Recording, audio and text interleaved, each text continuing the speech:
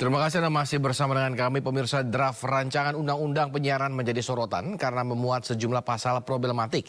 Salah satu poin problematik dalam draft RUU penyiaran melarang penayangan konten jurnalistik investigatif.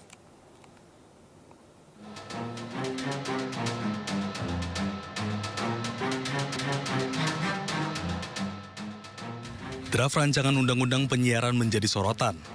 Pasalnya, dalam draft tersebut ditemukan sejumlah pasal yang dinilai bermasalah hingga mendapat kritik tajam dari berbagai pihak.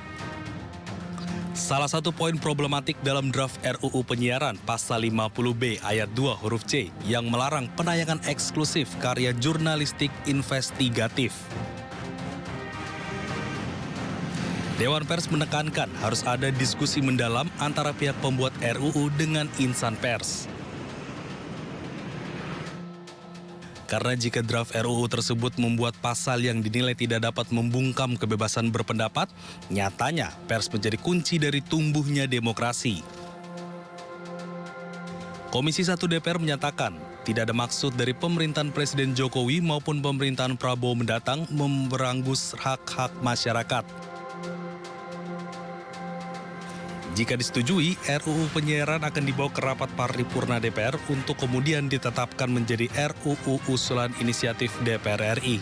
Tim Liputan iNews, rekan. Sementara Lembaga Bantuan Hukum Pers meminta DPR mencabut pasal RUU penyiaran yang bertentangan dengan Undang-Undang Pers, terutama pasal larangan tayangan jurnalistik investigasi.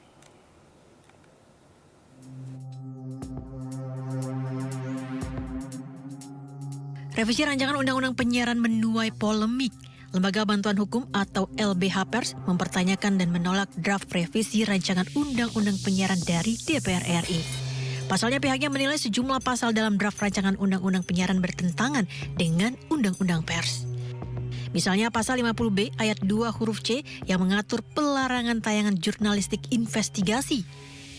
Direktur Eksekutif Lembaga Bantuan Hukum LBH Pers Adi Wahyudin menegaskan, tayangan investigasi jurnalistik justru merupakan karya jurnalis yang dilindungi Undang-Undang Pers Nomor 40 Tahun 1999. Artinya jika investigasi jurnalistik dilarang dalam Undang-Undang Penyiaran, maka pasal tersebut telah melanggar Undang-Undang Pers.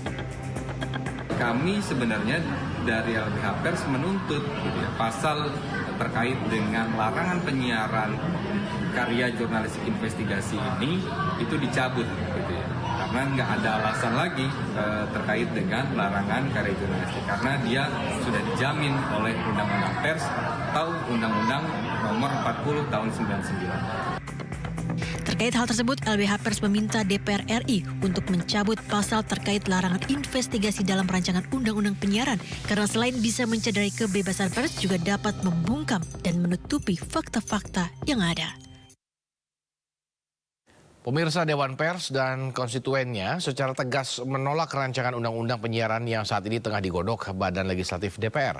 Ketua Dewan Pers Ninik Rahayu menilai RUU penyiaran tidak mencerminkan pemenuhan hak konstitusional warga negara untuk mendapat informasi sebagaimana dijamin dalam UUD 1945. Ada pasal yang memberikan larangan pada media investigatif. Ini sangat bertentangan dengan mandat yang ada di dalam Undang-Undang 40 Pasal 4. Karena kita sebetulnya dengan Undang-Undang 40 tidak lagi mengenal penyensoran, pemberedelan, dan pelarangan penyiaran terhadap karya jurnalistik berkualitas. Nah, penyiaran media investigatif itu adalah satu modalitas kuat dalam karya jurnalistik profesional. Nah, yang kedua adalah soal penyelesaian sengketa jurnalistik.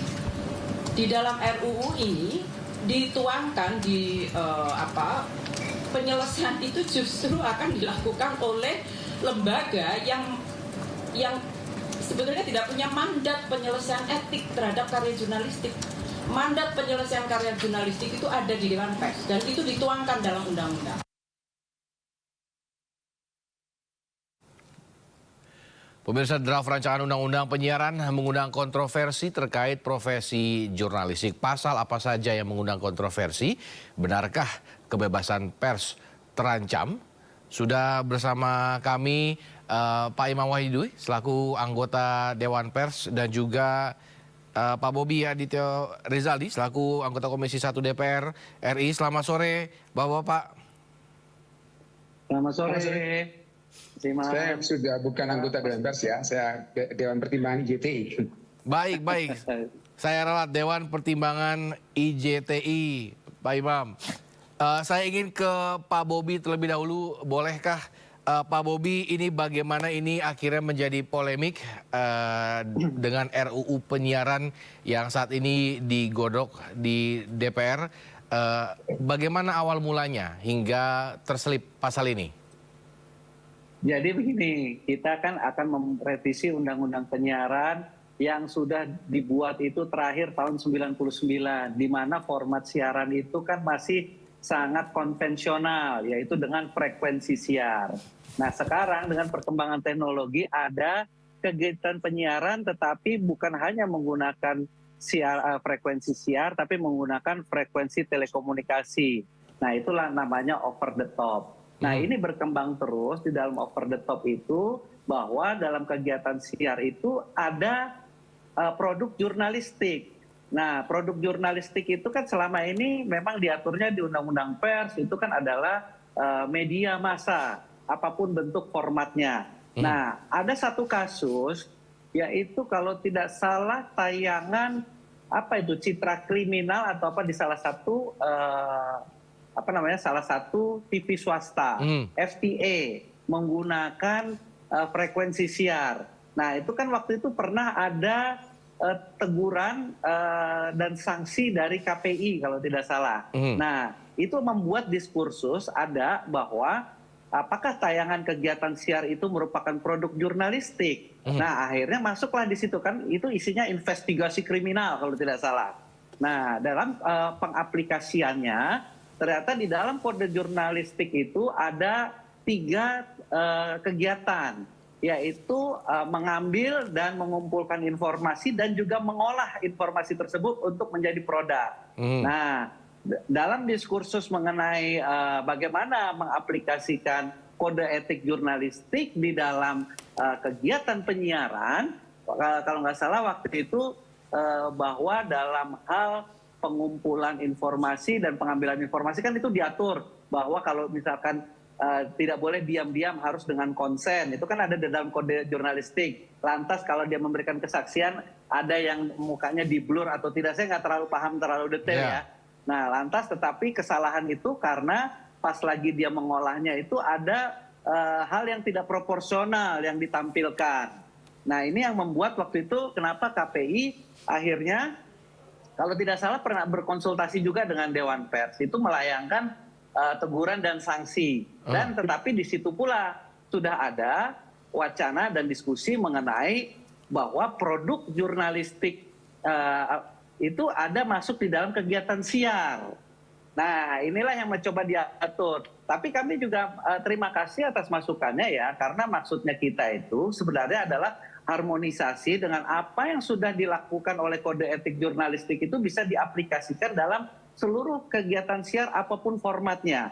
Kan kemarin kalau kita lihat ada yang, nah udah mulai ketahuan nih, ada yang mulai ngobrol, kalau misalkan itu yang diatur itu hanya yang ada di frekuensi siar saja, tapi kalau frekuensi yang OTT jangan. Loh, padahal kan kegiatannya kan sama juga, kegiatannya itu adalah kegiatan siaran.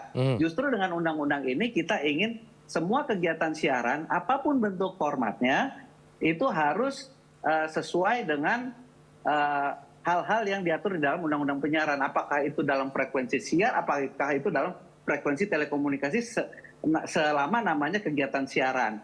Dan kalau masuknya kode jurnalistik, itu pun yang harus kita harmonisasikan. Bahwa kalau ada kegiatan siaran yang merupakan produk jurnalistik, dia harus sama dengan normanya di kode etik jurnalistik. Kenapa? Karena kegiatan siar dan juga jurnalistik itu kan diatur normanya itu bukan ditentukan oleh pemerintah, itu berkembang di masyarakat. Oleh karenanya Dewan Pers itu adalah publik, KPI itu adalah elemen publik. Norma berkembangnya itu akan disesuaikan dengan norma kepantasan yang publik sendiri yang membuatnya. Nah, ini agar jangan sampai ada misinterpretasi antara aparat lembaga hukum seperti kita lihat di dalam undang-undang ITE. Kan banyak tuh undang-undang ITE sampai langsung pertama bilang ini melanggar kebebasan pers, ini segala macam loh. Kalau dilihat secara substansi, semua yang diatur dalam lisan tulisan itu sudah diatur di KUHP. Tapi bukan berarti lisan dan tulisan diatur dalam KUHP ada pidananya, tetapi kalau formatnya digital tidak ada pengecualian. Nah, ini yang kita tidak ingin ada pengecualian. Kode etik jurnalistik itu harus diterapkan dalam seluruh produk jurnalistik. Baik itu dalam frekuensi siar atau frekuensi telekomunikasi atau dalam kegiatan siar. Nah, tapi kalau misalkan ada yang menginterpretasikan bahwa redaksional dalam drafting tersebut ini rawan misinterpretasi, kami ya setuju. Nanti ini kan baru dalam tahap penyusunan ya. Tahap penyusunan di balik itu namanya harmonisasi. Nah, harmonisasi inilah yang kita akan nanti pastikan ini harus harmoni dengan ya ini tadi kalau konteks ini harus dengan ada undang-undang persnya, harus sama di dalam konteks kode etik jurnalistik. Jadi jangan sampai kita berdebat untuk hal yang belum ada gitu. Jadi kalau misalkan seluruh kegiatan siar yang bermuatan jurnalistik itu diatur ya dengan kode etik jurnalistik. Jangan nanti ada pengecualian. Kode etik jurnalistik hanya yang mengatur yang bentuknya di format ini, tapi kalau ini dikecualikan ya. Nah, ini yang kita jangan sampai, karena kan intinya itu adalah giat dan produk yang sama. Dan ini sudah ada contohnya, yaitu itu tadi. Kan ada debat dulu apakah tayangan ini hanya KPI. Tapi kan sudah ada penelitian bahwa tayangan investigasi di TV itu merupakan produk jurnalistik. Nah, sekarang kan ada juga banyak tayangan-tayangan di TV-TV yang adanya di YouTube. Ya. YouTube itu platformnya apa? Bukan frekuensi siar, frekuensi telekomunikasi. Apakah itu harus dikecualikan? Kan tidak begitu. Semua harus ada pengaturannya. Jangan ada hukum itu dikecualikan karena bentuk formatnya. Nah, tapi kalau ada redaksionalnya ini, ya ini aja ternyata ada yang berbeda persepsi kan dengan apa yang ada di dalam persepsi di parlemen. Ini yang perlu diharmonisasikan. Jadi nggak ada lah itu namanya membungkam kebebasan pers. Ya undang-undang yang udah ada, pasal di konstitusi kita sudah ada, ya nggak mungkin lah. Kita kan ya ini masalah legal drafting, kalau misalkan ada perbedaan persepsi atau masalah pengejauhan tahan dari nanti detailnya di dalam peraturan di bawahnya atau harmonisasi dengan peraturan lain, disinilah kita perlunya harmonisasi dan sinkronisasi. Pak Imam, bagaimana tanggapannya Pak Imam terkait dengan jawaban dari Pak Bobi mengenai RUU penyiaran yang lagi digodok ini? Baik, saya garis bawahi bahwa jurnalisme itu adalah sebuah nilai dan kemudian dia menjadi sebuah produk. Dan produk itu bisa ditampilkan di platform manapun. Jadi kalau tadi Pak Bobi menyatakan bahwa ada pengecualian, justru tidak, Pak. Jurnalisme itu tidak mengenal pengecualian. Artinya bahwa sepanjang dia produk jurnalistik, ya berarti penyelesaiannya melalui Undang-Undang 40 tahun 99. Mau dia tayang di kertas, mau dia di radio, mau di televisi, atau mau di saluran manapun. Bahkan seandainya someday kita akan menemukan bahwa di awan sana, kalau kita jalan di Tamrin, tiba-tiba kita tengok ke awan sebelah itu, kemudian di situ bisa dijadikan platform, dan situ ada jurnalistik, produk jurnalistik, maka dia bagian dari yang diproses dengan Undang-Undang 40 tahun 99. Itu yang penting, Pak, yang perlu disampaikan. Jadi kalau disampaikan bahwa kemudian bahwa produknya ada di platform siaran, kemudian dikecualikan, justru enggak, kita enggak ada itu. Tahun 99 ada OTT nggak, Pak? Ada OTT nggak, saya tanya? Saya tidak bicara soal OTT. Mau OTT sepanjang produknya jurnalistik, itu tetap Dewan Pers, Pak. Khusus jurnalisme loh ya. Saya tidak bicara produk non-jurnalistik loh ya. Karena ini mau campur-campurkan kayaknya. Enggak. Saya mau pisahkan, kita hanya bicara tentang produk jurnalistik, dan dalam hal ini investigasi. Tadi disampaikan bahwa ada produk kriminal yang mungkin tidak sesuai dengan nilai-nilai. Berarti itu pelanggaran, Pak. Seandainya pelanggaran, dibawa ke Dewan Pers. Tidak bisa mereka menolak seandainya kemudian Dewan Pers memutuskan sesuatu dan kemudian mereka tidak taat itu. Kalau mereka tidak taat itu, berarti mereka tidak taat dengan rezim swasta regulasi ini. Silahkan pergi penyelesaian ke yang lain, termasuk pergi ke Tronojoyo, bukan pergi ke Kebon Sirih. Itu penting Pak, itu harus kita garisbawahi. Jadi supaya diskusi kita nggak kemana-mana. Jadi yang kita persoalkan adalah produk jurnalistik itu ditangani oleh KPI, bukan Pak.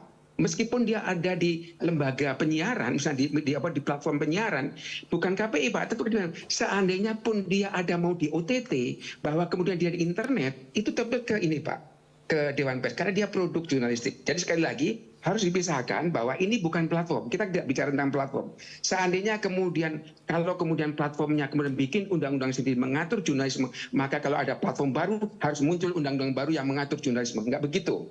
Jadi sekali lagi bahwa platform itu hanya sekedar media. Satu. Kemudian kedua tadi disampaikan bahwa KPI lembaga publik betul Pak, gitu. Oke. Dewan Pers juga publik betul Pak. Tetapi beda Pak substansinya. Kenapa kami risau pada saat produk jurnalistik ditangani oleh KPI? Berbeda Pak. Pemilihan Bapak tahu, pemilihan anggota KPI oleh bapak-bapak di DPR. Dia political appointee Pak. Tetapi kalau Dewan Pers itu adalah produk suara regulasi Pak. Artinya bahwa kami itu benar-benar Dewan Pers itu benar-benar dalam tanda petik lebih independen. Kurang lebih seperti itu Pak. Dan Dewan Pers itu lebih paham soal jurnalisme ketimbang KPI misalnya. Makanya sesungguhnya seandainya mau diatur macam-macam itu, ngatur KPI-nya itu menegaskan lagi bahwa KPI pada saat kemudian menghadapi perkara jurnalistik silakan berkoordinasi. Kami juga ada MOU kok antara KPI dengan Dewan Pers gitu. Nah seandainya KPI merasa bahwa kurang cepat, ya tinggal dibicarakan bagaimana mempercepatnya. Perlu seperti itu. Yang perlu saya garis bawahi, saya sudah baca naskah akademiknya. Jadi di situ salah satu yang untuk terkait dengan Undang-Undang 40 dikatakan, antara lain di situ dibahas bahwa pemahaman kode etik dari sisi Undang-Undang 40 tahun 99 dengan Undang-Undang penyiaran itu berbeda. Nah ini yang saya khawatirkan ini Pak. Pada saat yang berbedanya di mana? Kami pernah dispute Pak memang sama KPI. Saya kasih contoh misalnya pada waktu pernikahan Pangeran William dengan Kate Middleton. Di situ ada adegan di balkon istana itu Pangeran William mencium Kate Middleton. Menurut Dewan Pers itu tidak melanggar kode etik karena itu ada konteksnya. Itu konteks perkawinan sesuai dengan agama dan budaya mereka gitu. Sama juga kalau kemudian itu dianggap melanggar oleh KPI, melanggarnya di mana satu? Kedua misalnya kalau lomba renang Pak. Lomba renang kalau atlet perempuan itu akan kelihatan kan sebagian dari bagian atas tubuhnya. Apa kemudian harus diblur? Itu konteksnya adalah olahraga. Contoh-contoh seperti itu yang kami mengkhawatirkan kalau kemudian hal seperti ini ditangani oleh KPI. Itu yang dianggap melanggar kemerdekaan pers nanti Pak. Gitu. Baik. Pak Bobi tanggapannya terlebih juga terkait dengan tadi yang Pak Bobi katakan terkait dengan produk OTT ya. Tadi Pak Bobi sempat berbicara tentang hal tersebut. Apakah atau apa yang memang mengkhawatirkan dari penyiaran terkait dengan OTT itu sendiri menurut Pak Bobi? Ya itu Mas, kita inginnya kan semua kegiatan itu dan semua produk hukum, legislasi, regulasi itu berurutan semuanya langsung menyesuaikan. Tetapi kan di rezim undang-undang kita ini kan berbeda, semuanya itu kan per klaster-klaster. Jadi misalkan tahun 99, ya kita kalau ngomong tahun 99 Pak namanya telekomunikasi dan siar itu kan berbeda. Formatnya juga beda, kewenangan lembaga pengawasannya juga jadi berbeda. Inilah yang kita harus sinkronisasikan. Makanya di dalam kegiatan penyiaran itu masuk di dalam Ciptaker. Frekuensi siaran digital dan konvensional aja sudah berbeda. Dan apalagi itu tadi, ada namanya platform, namanya OTT. Coba kita lihat di tahun 99, kegiatan jurnalistik itu sudah menulis belum? Media massa itu formatnya format apa? Nah ini yang justru kita ingin sampaikan, kalau nanti ada perbedaan pengaplikasian antara yang tadi sampaikan, apakah kode etik jurnalistik itu diterapkan dalam kegiatan siaran itu perlu penyesuaian, disinilah kita atur. Kalau sekarang masing-masing dengan ego sektoralnya, ini punya saya, ini lingkup sana, padahal formatnya beda Pak. Nah ini yang maksud kita legal drafting yang kita perlu sama-sama duduk agar jangan nanti namanya aparat penegak hukum itu berbeda. Sekarang saya tanya misalkan kayak Kompasiana itu produk jurnalistik apa enggak? Dia punya izin pers atau tidak misalkan. Nanti itu kan ada perdebatan, atau misalkan kolom-kolom yang ada di dalam sosmed. Nanti itu walaupun diatur oleh industri pers, tapi dia memiliki izin yang berbeda atau tidak memiliki izin. Tetapi di sana kebebasan berekspresi ini kan juga semuanya harus ada pengaturannya. Nah inilah yang justru kita ini harus duduk bareng. Jangan belum-belum sudah ego sektoral, ini ranah kita. Itu yang ranah kamu yang frekuensi saja. Yang siar itu orang berbeda. Ini yang kita tidak mau, Pak. Ini harus kita atur. Karena kalau ada ego sektoral itu akan lambat mengambil keputusan. Betul itu ada MOU. Tapi itu tadi pengambilan keputusan apakah ini salah atau tidak menjadi lama, Pak. Kalau lama atau tidak, keputusan komersial, keputusan bahwa ini membahayakan atau tidak kepada masyarakat kita atau memberikan pendapat yang bermasalah cenderung negatif, ini yang nggak boleh, Pak. Jadi justru dengan adanya undang-undang ini kita harus duduk bersama bahwa produk jurnalistik dalam format siar, mari kita duduk bersama. Kalau misalkan ada anggapan redaksional ini memberangus, intinya apa? Yang penting secara prinsip ini harus diatur. Nggak bisa, Pak, ini undang-undang udah tahun 99 namanya OTT nggak ada, Pak. Belum ada waktu itu. Pak Imam, bagaimana Pak Imam terkait dengan respon tadi bahwa ini mungkin sudah out of date gitu ya, terkait dengan undang-undang yang tahun 99 hingga sekarang sudah sebanyak itu channel buat orang kasarnya melakukan jurnalistik sendiri seperti itu? Begini, sekali lagi bahwa jangan dicampur adukan antara platform dengan dengan kode etik jurnalistik atau yang mengatur produk jurnalisme ini. Karena sekali lagi di Undang-Undang 40 tahun 99 memang tidak mengatur OTT, tapi disebut saluran lain yang tersedia. Itu yang perlu diingat ya. Maksudnya bahwa saya selalu mengatakan bahwa Undang-Undang 40 99 itu diciptakan saat Tuhan sedang tersenyum. Karena apa? Karena benar-benar dia visioner gitu. Dengan saluran lain yang tersedia. Artinya seandainya saluran apapun, justru itu substansinya. Artinya bahwa sepanjang dia produk jurnalistik, dia ditangani oleh Dewan Pers. Itu aja. Ini bukan soal ego sektoral. Tapi dimanapun yang namanya soal regulasi itu adalah kalau ada soal persoalan ditangani oleh lembaga etik. Bukan oleh komisioner, KPI dan sebagainya. Itu satu. Yang kedua, saya setuju banget Pak, mau ngatur OTT, mau ngatur digitalisasi, mau ngatur macam-macam. Kita nggak masalah itu Pak. Silahkan diatur karena undang-undang siaran ini memang dari dulu bermasalah. Artinya bahwa sudah diproses, nggak jadi proses, sehingga digitalisasi nggak jalan-jalan. Satu. Yang kedua adalah saya sebenarnya ingin bertanya kok, sesungguhnya dengan legal draft yang seperti ini udah ketahuan kok bahwa dua hal ini pasti akan memancing reaksi dari terutama kalangan pers, gitu. Pasti akan dan pegiat kemerdekaan pers. Pertanyaannya adalah kenapa? Apakah kemudian dengan adanya huru-hara, dengan keributan seperti ini, jangan-jangan nanti undang-undang penyiaran ini revisi nggak jadi lagi? Gitu. Artinya bahwa kemudian bahwa ranjau ini benar-benar udah ketahuan kok ditanam di situ, gitu loh. Itu yang jadi pertanyaan saya. Sorry. Baik. Terima kasih Pak Imam, Pak Bobi telah bergabung bersama kami sore hari ini. Kita tunggu perkembangan dari RUU penyiaran ini. Semoga jalan terbaik ditemukan dari pihak pers dan juga dari pihak DPR. Selamat sore Bapak-Bapak.